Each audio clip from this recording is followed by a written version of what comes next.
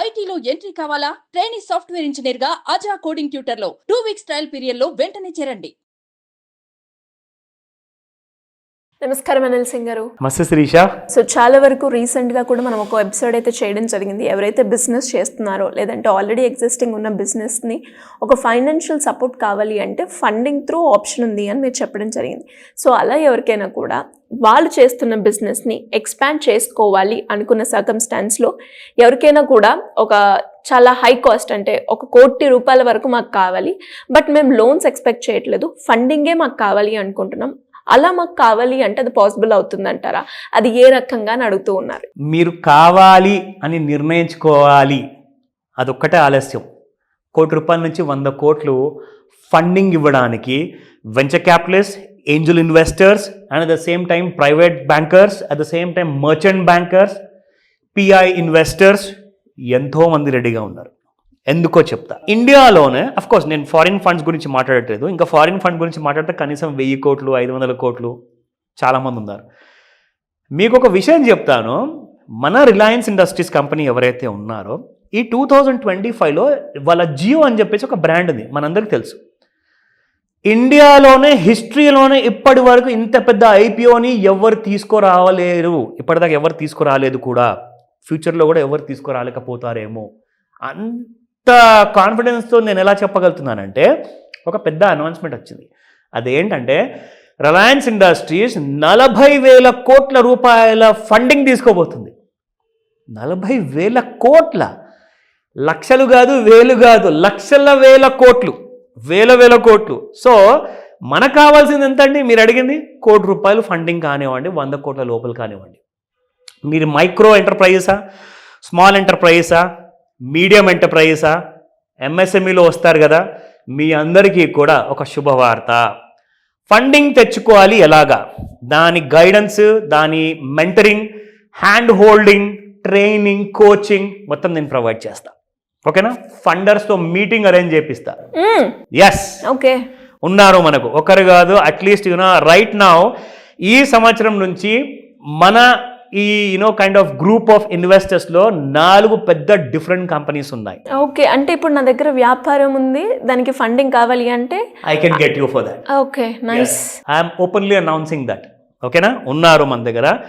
And ఇందులో మీరు చేయాల్సిందేంటి, కొన్ని ఇంపార్టెంట్ 20 పాయింట్స్ ఉన్నాయి. ఇదంతా నేను సెబీ ప్రకారంగా, రూల్స్ ప్రకారంగా చెప్తున్నాను. ఎందుకంటే మీరు ఇక్కడ నుంచి ఇప్పుడు మీరు ₹1 నుంచి 100 కోట్ల మధ్యలో మీరు ఫండింగ్ సాధించారనుకోండి, మీ కంపెనీలో యూఎస్పీ ఉండాలి. యూఎస్పీ అంటే ఏంటి?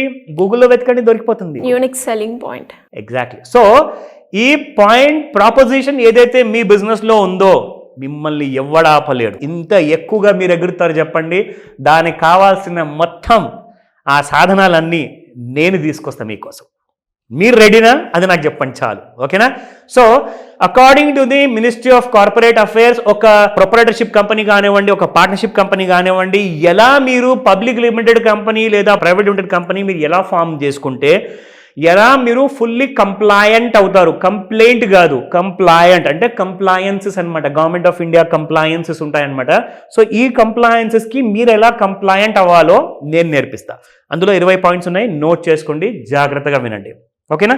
సో ఫస్ట్ పాయింట్ శిరీష, మీరు కార్పొరేట్ స్ట్రక్చరింగ్ చేయాల్సి వస్తుంది. అదేంటి మీకు తెలియదా? మీ చార్టర్డ్ అకౌంటెంట్ వారు ఉంటారు, సిఎస్ ఉంటారు, కంపెనీ సెక్రటరీస్ ఉంటారు, ఆడిటర్స్ ఉంటారు, వాళ్ళందరినీ కూడా అడగచ్చు. వాళ్ళని అడిగిన తర్వాత ఆ పాయింట్స్ అన్ని నోట్ చేసుకోండి, నాకు కాల్ చేసి నన్ను అడగండి, రిమైనింగ్ హెల్ప్ నేను చేసి పెడతా. Now you need to convert to public limited company currently if you are private limited company. Okay na?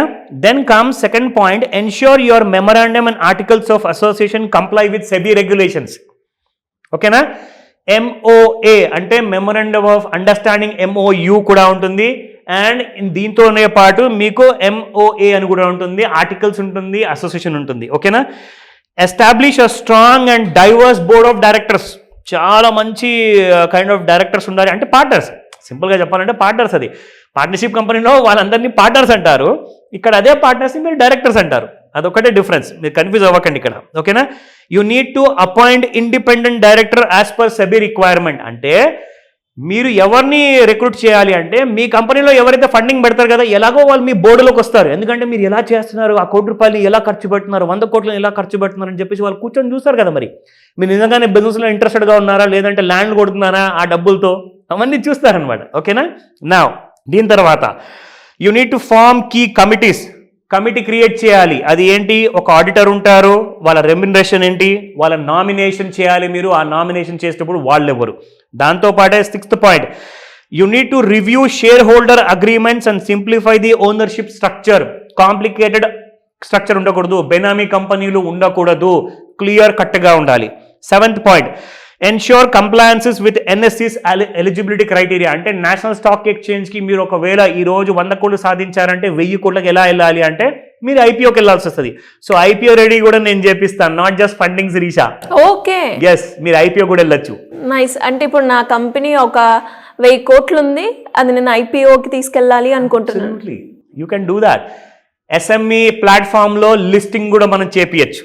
SME is nothing but small and medium enterprises companies కోసం అనమాట. దీని తర్వాత very important 8th point, consolidate group companies to eliminate conflicts. ఎందుకంటే మధ్యలో ఏదైనా confusion వచ్చింది అనుకోండి, అనవసరంగా గొడవలు అవుతాయి. సో కాబట్టి కాన్ఫ్లిక్ట్స్ రాకూడదు అంటే you need to eliminate all the group companies. Now strengthen the internal controls and corporate governance practices. అంటే ట్రాన్స్పరెన్సీ మెయింటైన్ చేయాలి. నేను రూపాయి ఇక్కడ ఖర్చు పెడుతున్నానంటే దానికి బిల్లులు కరెక్ట్గా జిఎస్టీ బిల్లులు ఉన్నాయా లేదా చూసుకోవాలి. 10th point, set clear and transparent dividend policies. మీరు ఎలా షేర్ హోల్డర్స్ని మీరు ప్రాఫిట్ అనేది పంచి పెడతారు, ఆ డివిడెండ్స్ ఎలా ఇస్తారు. 13th point, separate personal and business expenses ఉండాలి. నేను ఫ్యామిలీతో పాటు యూరోప్కి వెళ్తున్నాను, హాలిడేకి వెళ్తున్నాను, అది కంపెనీ అకౌంట్లో వేస్తానంటే కుదరదు. మీ personal separate, business separate. And you need to conduct a gap analysis of current operations against NNC norms. ఇవన్నీ చాలా పాయింట్స్ ఉన్నాయండి. 1 by 1 మీకు అన్ని క్లాస్లో నేర్పిస్తాను, ఇప్పుడు జస్ట్ ఐడియా ఇస్తున్నాను మీకు. 15th point, update share capital structure to meet the NSE threshold.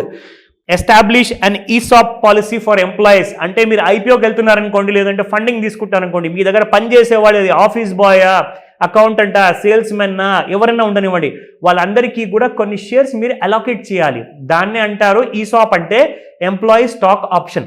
ఓకేనా. దీని తర్వాత ensure legal compliances across all company operations. Document board minutes and resolution systematically. అది 18th point. 19th and 20th మర్చిపోకుండా వినండి, జాగ్రత్తగా note చేసుకోండి, very important. You need to standardise operational processes across departments. అన్నిట్లో కూడా ఒక SOP ఉండాలి. ఆ SOP ఎవ్రీ డే మీరు ఫాలో అవ్వాలి. So review and update bylaws for IPO readiness. ఇది మీరు చూసుకోండి జాగ్రత్తగా. ఎందుకంటే మీ దగ్గర ఏదైతే బైలాస్ ఉంటాయి కదండి, కార్పొరేట్ మినిస్ట్రీ ఏం చేస్తుందంటే ఒకసారి డైరెక్టర్స్ వచ్చారంటే వాళ్ళందరికీ బైలాస్ ఇస్తుంది. అవన్నీ కూడా రివ్యూ చేసుకొని బైలాస్ అన్నీ కూడా ఐపీఓకి మనం వెళ్తున్నాము 1000 కోట్లు 10,000 కోట్ల కోసం అంటే అక్కడ ఎలాంటి ఇబ్బందులు రాకుండా చూసుకోవాలి. అది నేను కూడా మీకు చేసి పెడతాను. We have a experts panel మన దగ్గర ఉన్నారు. బ్యాంక్స్ వైపు నుంచి ఉన్నారు, ప్రైవేట్ ఇన్వెస్టర్స్ ఉన్నారు, ఇన్స్టిట్యూషనల్ ఇన్వెస్టర్స్ ఉన్నారు. ఇంకేం కావాలి, కాల్ చేయండి త్వరగా. Thank you sir, thank you so much. Welcome Sirisha.